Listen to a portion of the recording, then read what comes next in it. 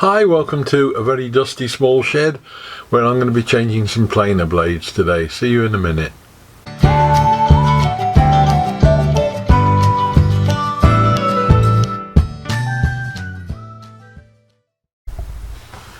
Now I saw a comment on one of the woodworking sites the other day that planing painted timber was bad for the blades. It blunted them on a planing machine, and sure enough I've found to my cost that that's the case. I've been planing paint off timber for the workbench in the garage, and I didn't think much about it at the time, but while I was working on the thicker pieces that are on the top, I started to get a groove down the top that wasn't getting planed at all, and as ever just carried on in my usual bullheaded manner, and this got to the stage where all it was doing was basically polishing the middle part because the outer blades weren't cutting anymore, or the outer parts of the blades. And I had a look at the blades, and sure enough, right in the middle there's a patch which has got quite badly damaged now. The problem is, because I've just been letting the blade spin and almost polish the timber in the middle, it's presumably overheated the metal anyway and bent it all over, and it's made a complete mess of it. What I should have done was A, not carried out the planing of the painted timber in the first place, and B, as soon as it started to show signs of a problem, stopped it and cleaned and fettled the blades, got them sharpened.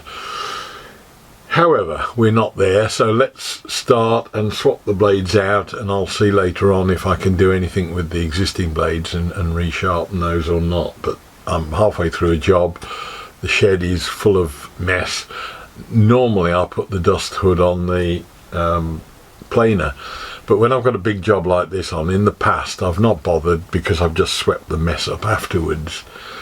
Because I've had this effectively situation where it's just been rubbing rather than planing, it's put a layer of fine dust over everything, so the entire shed now is just covered in dust.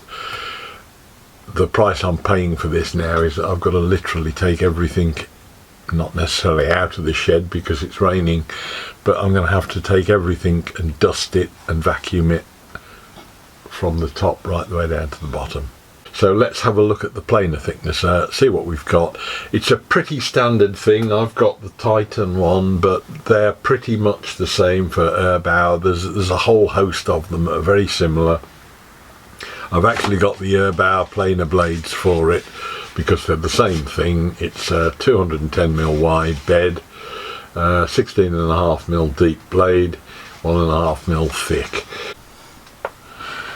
We start off and just give the bed a clean to start with before we do anything else.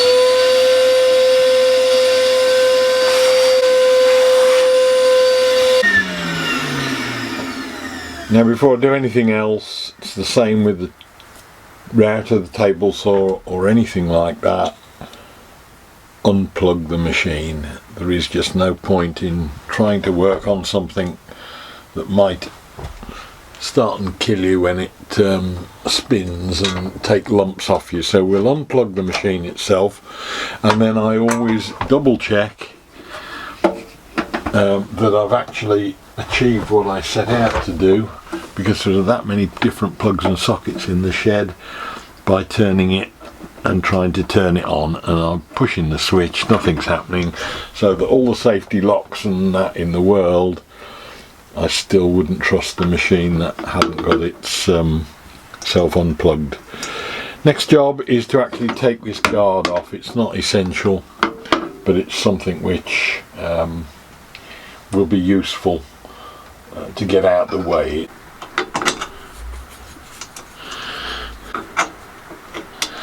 Now, the machine comes with a spanner, and it also comes with a blade setting height jig, which we'll get into in a minute. I'll just take these off and get the whole thing off.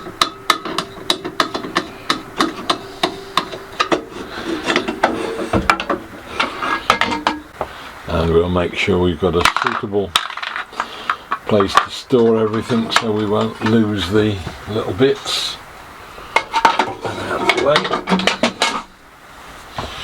So now we know it's safe, double check again, won't switch on, nothing there.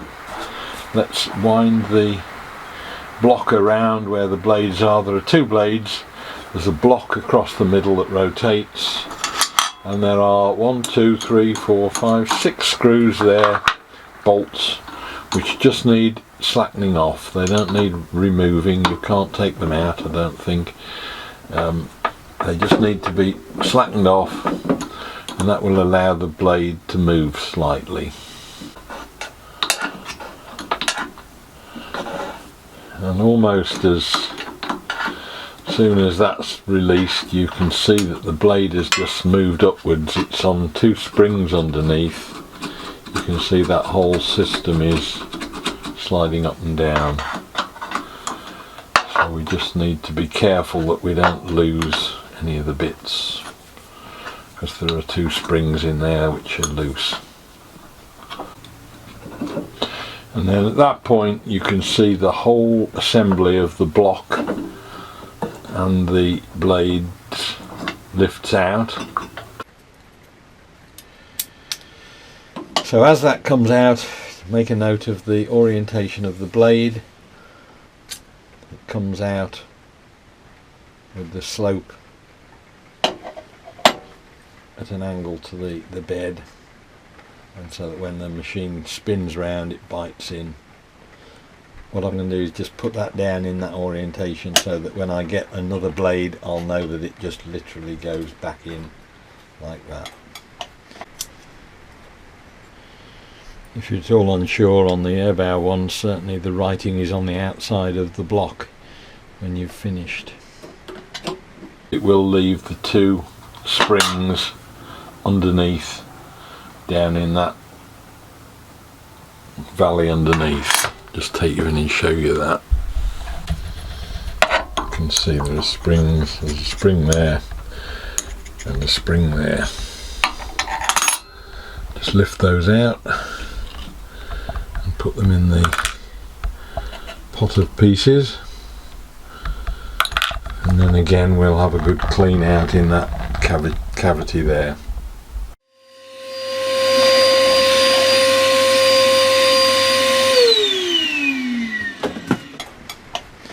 Clean the block up with a bit of isopropyl alcohol or something like that, thinners of some sort, just to get all the dust, bits of dirt and stuff that you get, such as the resins from the wood, just clogs everything up.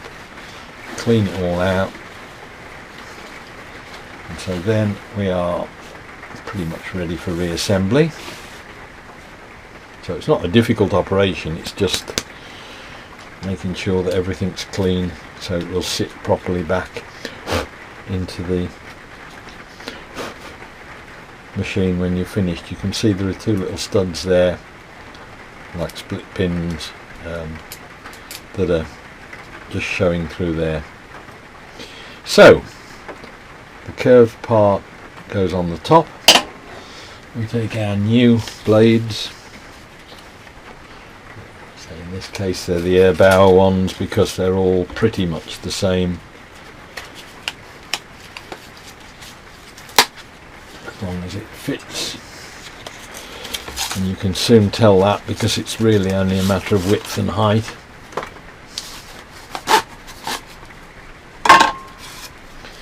Pair of new blades, take one of them,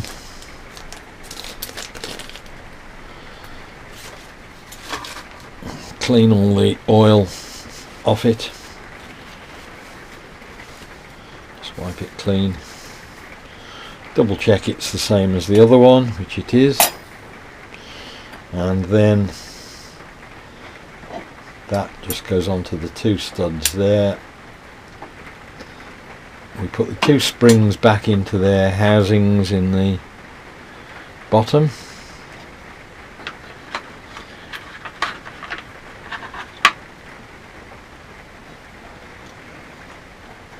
And drop the whole assembly back in.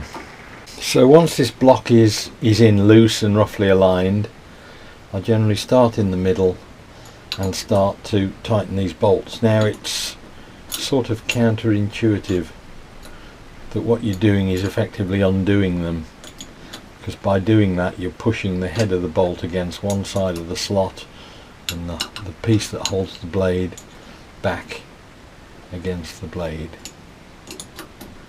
So we just start to nip those up until they still allow it to move, but not much. I just don't want to be spending a long time trying to do bolts up when I come to set the level.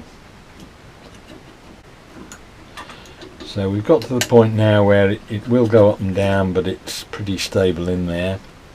You've got a little device that they supply with the kit, which is to keep the blade height right. You've got an in-feed side of the table, which is the one you can adjust up and down. You've got an out-feed side, which is the fixed one. You work from the out-feed side because you want the blade to be just about the same level as that table, and that's what this jig is designed to do. You put it on the out-feed table and you gently push it down, and that pushes the blades down. And when that's down at that level, the little notch on the guide should just stop against the back of the front of the outfeed table. And then we just start and undo and in fact tighten up these bolts. Now I usually start in the middle and work my way out as you would with a car cylinder head or anything like that, because if you start at the outer edges and there's a slight bow in anything and you've fixed both ends, when you start tightening up the middle you're putting more stress on things. Whereas if you start in the middle and work out, you're effectively pushing any distortion out towards the edge. Just nip up those two. That holds the blade in place, and it should have set it to the right height. And double check it at the other end. That's fine, and the same at that end. What that's also should give you is the fact that the blade is exactly at the same height as your outfeed table. And then I'm just working out the rest of the bolts from the middle outwards, and just keep rechecking that you've got your blade in line and that the level is still maintained between the outfeed table bed and the top of the blade. And essentially that's it. There is not a great deal more to do, and once those are tightened up. But essentially that's one blade out, swapped. You roll it around 180 degrees now, the drum by hand, and you do exactly the same thing again on the other side. So that's the second blade on. You're not trying to break these things off, you're just trying to get a really nice tight nip up on them. Second blade done. Just going to run that round now by hand, trying to keep all my fingers just to make sure that it's not catching on anything anywhere. So the first thing to do is make sure it works without falling apart and catching in anything.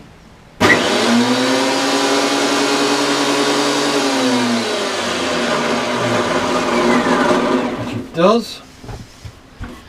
Now we'll run it through in the hope that it will now do a better job of cleaning the wood up. Start off with a little or no cut and work our way up to it.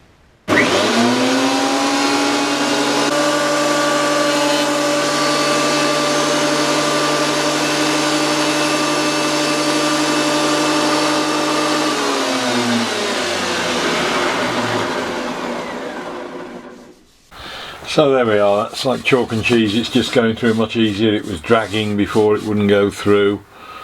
It's just taken that top surface off. It's level all the way across now. I haven't got a hump in the middle where it didn't cut. We're back in business. I will try and clean the other blades up, as I said, and if I get any success with getting that done, I'll do a quick video on how to sharpen the blades as well. So that's it, we've got the blades changed in the planer thicknesser and we're back being able to do what we wanted to. We can get on with the garage bench now and get the rest of the shed cleared out and cleaned down, because as I mentioned at the start, we've now got a layer of dust over everything that is going to need an awful lot of work to get clean. My own fault, lesson there for us all to be using dust protection equipment, using all the extractors you can rather than leaving it for a bit, because it'll be alright, because one day it isn't. Hope you enjoyed the video, hope it was of interest. Look forward to seeing you next week and we'll be doing something different, and I'll see you then. Bye!